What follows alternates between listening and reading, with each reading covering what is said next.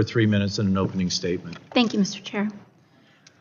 13.7 million people, 13.7 million Americans will be cut off from their health care and made completely uninsurable by the bill that Republicans are presenting today.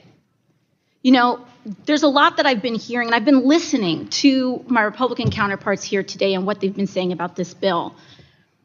And the math is not adding up.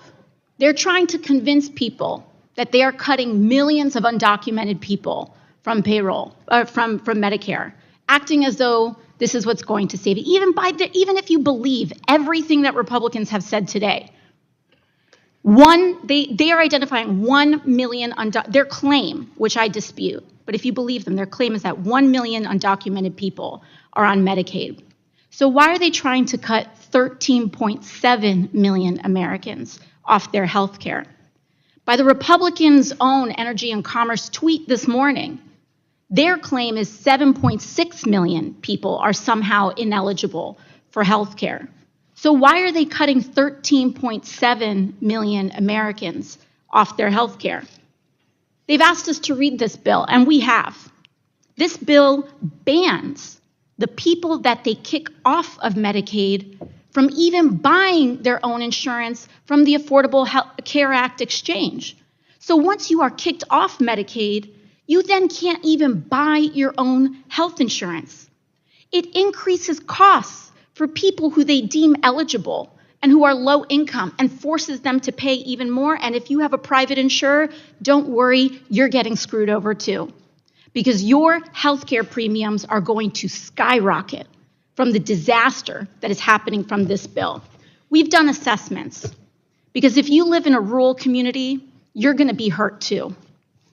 In New York 23, 25% of people are on Medicaid in this area of upstate New York. Westfield Memorial Hospital will be at risk of closure. UPMC Chautauqua is at risk of closure. Schuyler Hospital at risk of closure. California 23, where 46% of people are on Medicaid. Redlands Community Hospital at risk of closure if this passes. Victor Valley Global Medical Center, Loma Linda University Medical Center, all at risk of closure. Colorado 8, 24% of people in this community are on Medicaid, and Platte Valley Medical Center will be at risk of closure if these cuts pass. Who do you believe?